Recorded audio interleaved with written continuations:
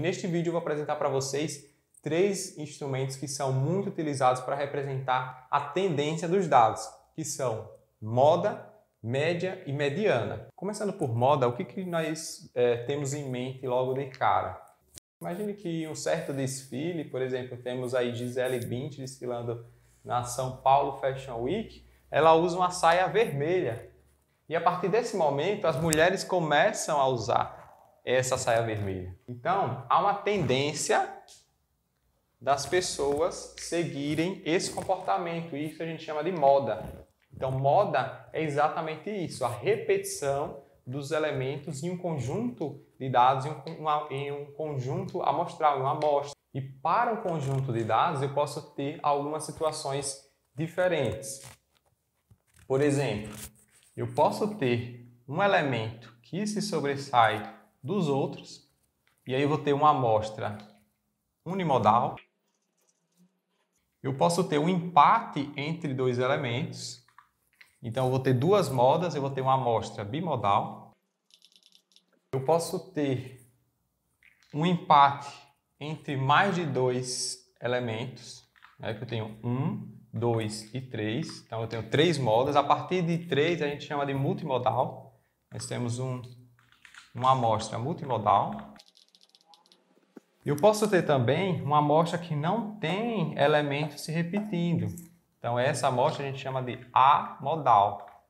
Esse prefixo a representa não, né? Não tem moda. E eu posso ter também um empate entre elementos de tal forma que ninguém se sobressai a ninguém. Então, é mais um tipo de amostra amodal. Não tem moda. Apesar de haver repetição, a repetição ela é uniforme, então não tem moda também. Agora vamos para a segunda medida de tendência central, a média. A média é a forma da gente saber o valor médio por onde nossos valores da nossa amostra estão oscilando. Quando, por exemplo, nós calculamos a média da nossa nota na escola, nós queremos saber qual o valor médio do seu desempenho durante o ano. Quando calculamos, por exemplo, se um aluno tem as seguintes notas bimestrais. Primeira nota, vamos supor, de uma matéria de matemática. Ele tem a primeira nota 7, a segunda nota 6, a terceira nota 5 e a quarta nota 6 novamente. Para encontrar a média desses valores, nós somamos todos os valores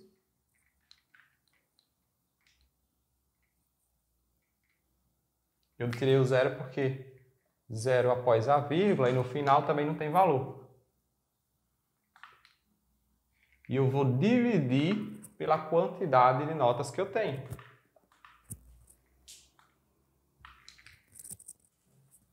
Então, nesse caso, 6 por 6, 12, 12, 17, 17 mais 7, 24, dividido por 4. E eu tenho aqui uma média de 6, né? Então, se a média da escola era 6, ele foi aprovado. Tá? Aliás, se a média era 6 ou menos, né? Ele foi aprovado. Então, de uma forma geral, a média é igual à soma de meus n elementos, de todos os meus elementos, dividido pela quantidade de elementos. Agora vamos para o terceiro tópico, que é a terceira medida de tendência central, que é a mediana. Para falar de mediana, eu gosto de usar a seguinte analogia. Imagine uma escada e tem alguém subindo essa escada. E aí a pessoa para no meio da escada. 1, 2, 3, 4, 5. A pessoa parou no meio da escada. E lá ela ficou. Se a escada tem 5 degraus, 1, 2, 3, 4, 5. O terceiro degrau, ele é o meio da escada.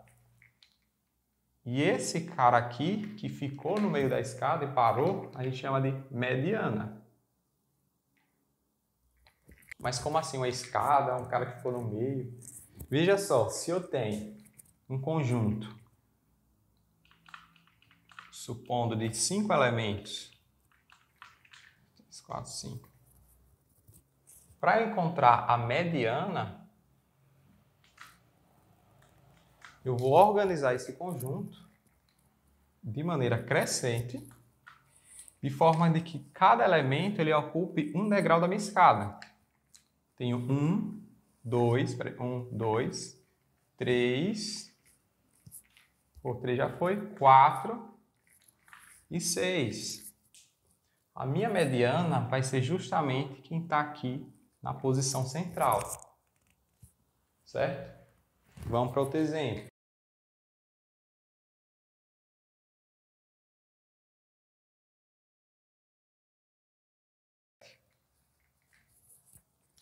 Primeiro degrau temos um, segundo temos o 2.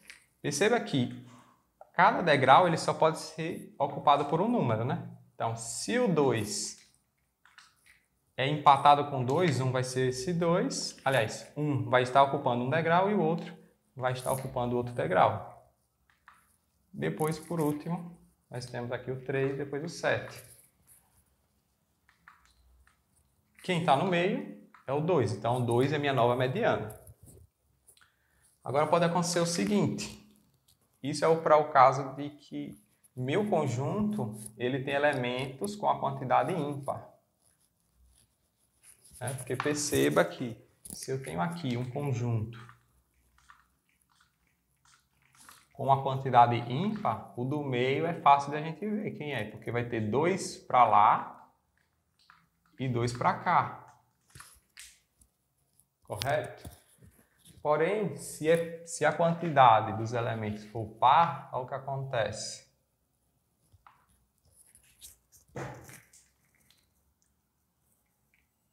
Eu passo a linha divisória aqui e eu tenho 3 de lá e 3 de cá, então não tem ninguém no meio.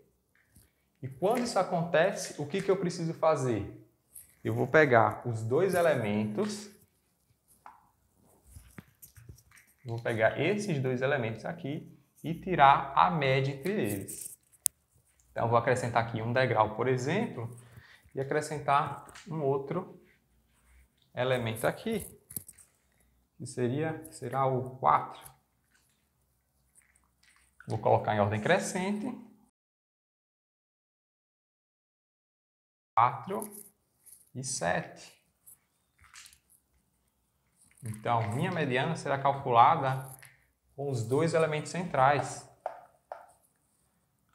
Então, 2 mais 3 dividido por 2. E vai dar 5 dividido por 2, 2,5. Certo? Só que eu estou com poucos elementos aqui em minha amostra. Digamos que essa escada aqui, ela seja bem maior que isso. Tem uma escada aqui. Eita. E por aí vai. Tem, por exemplo, 56 elementos. Tá? Tem 56 elementos. Ou 57, por exemplo. 57 elementos. Como eu faço para saber quem é o elemento central? Aí vai uma dica. Eu posso fazer a soma com mais 1 e dividir por 2. 57 mais 1, 58, dividido por 2, 28. Né? Só que 28 não é minha mediana, não. A minha mediana está no 28º termo. Então, o 28º degrau...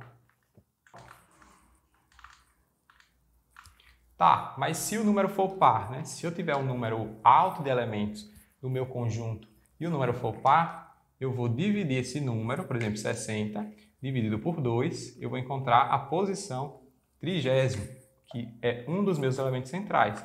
Eu somo mais uma posição, 31º, que é o termo subsequente, e eu tiro a média entre esses dois termos. Tá? Então, dessa forma, eu consigo encontrar a mediana a partir de quaisquer conjunto de dados.